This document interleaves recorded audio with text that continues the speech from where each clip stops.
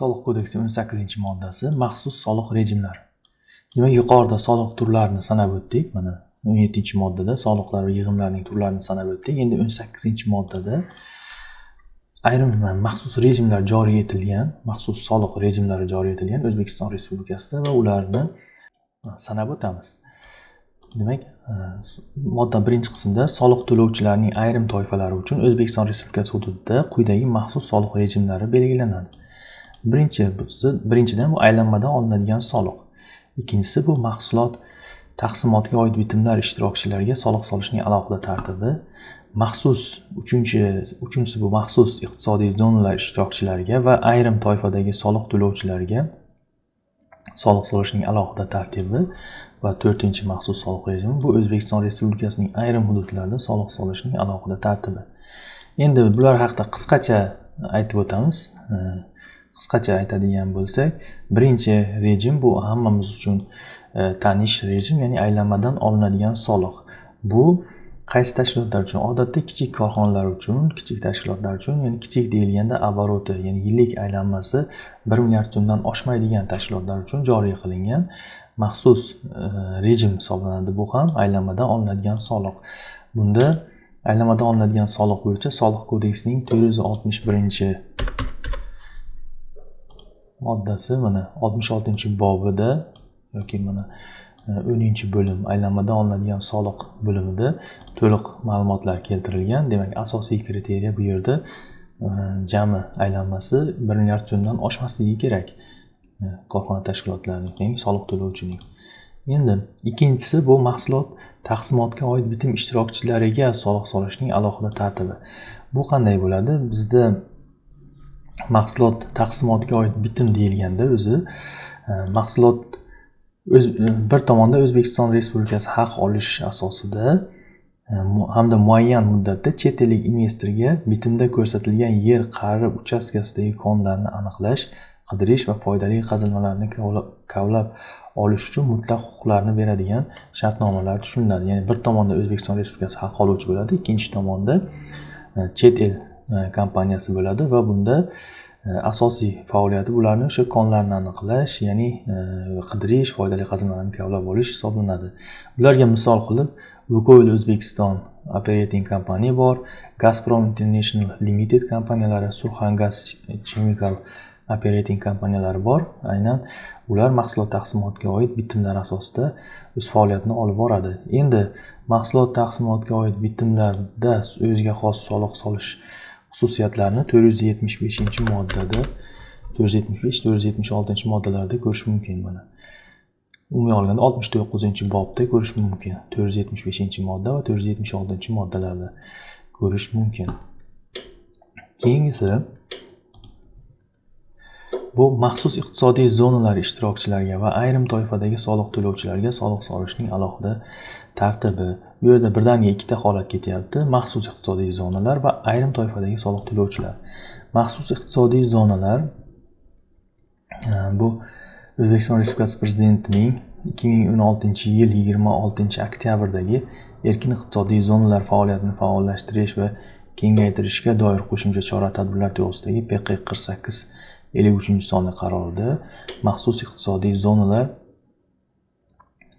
ishtirokchilariga O'zbekiston Respublikasi Soliq kodeksi va O'zbekiston Respublikasi maxsus iqtisodiy zonalar to'g'risidagi qonunda belgilangan tartibda alohida soliqlar, shuningdek bojxona to'lovlari bo'yicha imtiyozlar qo'llanishi nazarda tutilgan. Ya'ni maxsus iqtisodiy zonalar qaysidir hududlarda O'zbekiston Respublikasi hududida tashkil etiladi va ular uchun maxsus kamaytirilgan soliq stavkalari yoki qandaydir soliqlar bekor qilingan holatlari bekor qilingan tartibda qo'llaniladi. Bu Soliq kodeksining 473 va 474-moddalarida keltirilgan. 68-bob desa ham bo'ladi. Bunda 473 va 474-moddalarda maxsus iqtisodiy zonalar qanday soliq solishning xususiyatlari bor, ular keltirib o'tilgan. Endi bu haqda to'liqroq ma'lumot aynan shu boblarning o'zida sharhga kelganda batafsilroq yana ma'lumot berib o'tiladi. Keyingisi bu ayrim toifadagi soliq to'lovchilar. Demak, ayrim toifadagi soliq to'lovchilarga to'g'ridan to'g'ri xususiy Chet el investitsiyalar ishtirokidagi yuridik shaxslarga soliq solishning o'ziga xos xususiyatlari bu 471-472-moddalarda. Mana yoki 67-bob deyish mumkin. 471-472-moddalar. Keyingisi 477-478-moddalarda. Advokatlar hay'atiga, advokatlik firmalariga, advokatlik byurolariga va advokatlarga soliq solishning o'ziga xos xususiyatlari. Bular ham alohida maxsus rejimda ishlaydi. Yoki undan keyingisi 479-480-moddalarda. Xususiy amaliyot bilan shug'ullanuvchi notariuslarda ham ular uchun ham alohida maxsus soliq rejimi bor. Demak, maxsus soliq rejimlari shular. Xo'sh, keyingisi bizda O'zbekiston Respublikasining ayrim hududlarida soliq solishning alohida tartibi. Demak, ayrim hududlarida ham soliq solish holatlari bor bizda. Masalan, bu 71.1 bobida O'zbekiston Respublikasining ayrim hududlarida soliq solishning o'ziga xos xususiyatlari bobi kiritilgan. Bunda demak, ayrim hudud belgilanadi va u yerda soliq pasaytirilgan soliq stavkalari yoki umuman soliqlar bekor qilinishi mumkin bo'ladi. Buni mana 480.1, 480.2 moddalarida